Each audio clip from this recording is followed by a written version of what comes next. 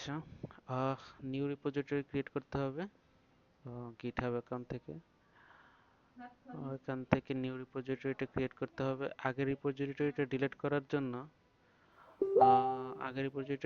জন্য rm git এই কমিটটা দিতে হবে। তার আগে দেখা লাগবে যে কোন ব্রাঞ্চে আছে গিটহাবটা।